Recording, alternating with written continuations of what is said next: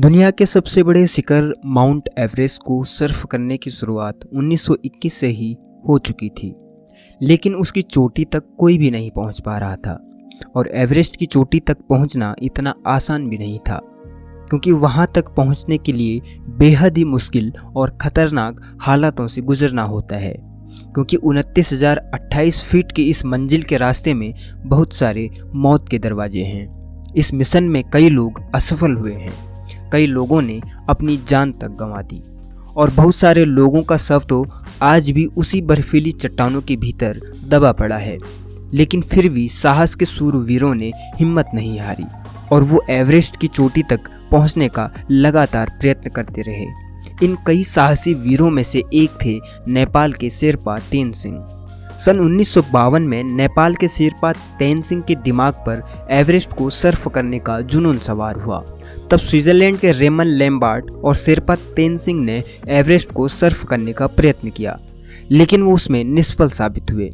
1952 में तेनसिंह और रेमन लगभग पूरे एवरेस्ट पहाड़ को चढ़ गए थे, लेकिन बेहद कठिनाइयों के चलते उन्हें एवरेस्ट की चोटी से महज 1000 फुट की दूरी से ही वापस आना पड़ा। मंजिल के इतने करीब होकर भी वापस आ जाने का दुख उन दोनों को बहुत हुआ, लेकिन तेनसिंह ने हार नहीं मानी।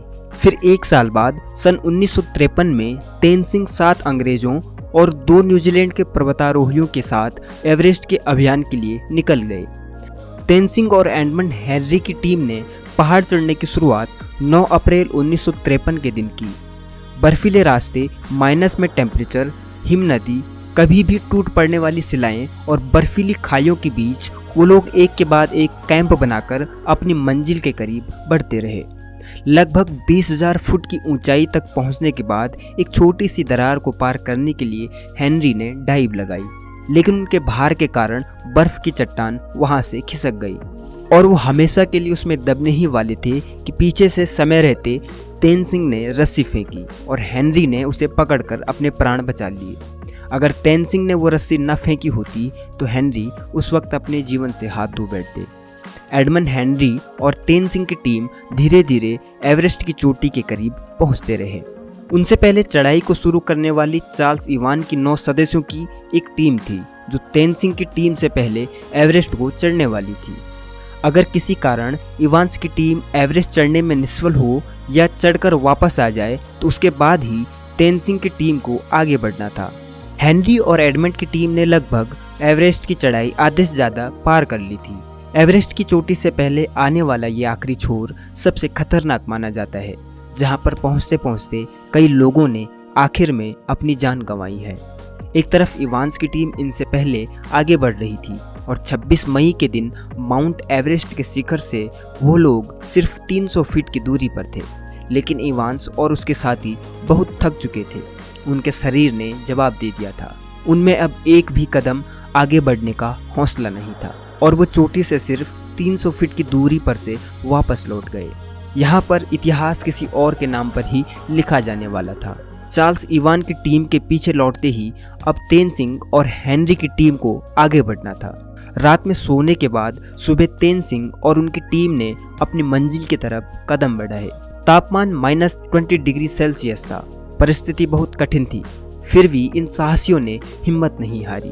वो कुदरत और अपने शरीर की कठिनाइयों का सामना करते करते एक के बाद एक कदम आगे बढ़ाते गए और सुबह के 9 बजे वो लोग दक्षिण शिखर तक पहुंचे। धीरे धीरे ऑक्सीजन खत्म हो रहा था और अब उनके पास उतना ऑक्सीजन भी नहीं था कि वो इस पूरे अभियान को ठीक से खत्म कर सके। तेनसिंह की गति धीमी हो रही थी, उनके पांव धीरे धीरे भारी हो रहे थे।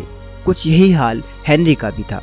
हेनरी ने तेनसिंह की तरफ देखा और उनको कुछ समय के लिए रोका और उनके ऑक्सीजन की नली को साफ किया, क्योंकि उनको सांस लेने में भी दिक्कत हो रही थी। वो लोग एक के बाद एक ऐसी आने वाली कठिनाइयों को मात देते रहे और अपने कदम एवरेस्ट की चोटी तक बढ़ाते रहे और आखिर में 29 मई 1953 के दिन शेरपा तेनसिंह और हेनरी का नाम इतिहास में दर्ज हो गया, जब वो सुबह 11:30 पर दुनिया की सबसे ऊंची चोटी 29,028 फीट यानी 8,848 मीटर की ऊंचाई पर पहुंचे। तब उनकी खुशियों का ठिकाना नहीं था। ये एवरेस्ट की चोटी के कुछ रियल वीडियोज हैं जो किसी भी इंसान को मंत्रमुग्ध करते हैं। इस तरह विश्व के लिए दुर्गम एवरेस्ट का शिखर नेपाल के शेरपा तेनसिंह और न्यूजीलैंड के एडमंड हेनरी ने सर्फ कर लिया और इस तरह इंसानियत ने एक कुदरती विषमता को परास्त कर दिया। तो दोस्तों, ये थी आज की हमारी वीडियो। अगर ये वीडियो आपको अच्छी लगी हो तो इसे अपने दोस्तों के साथ ज़रूर शेयर करें और ऐसी ही वीडियोस देखने के लिए हमारे चैनल ज्ञानोके को सब्सक्राइब करें।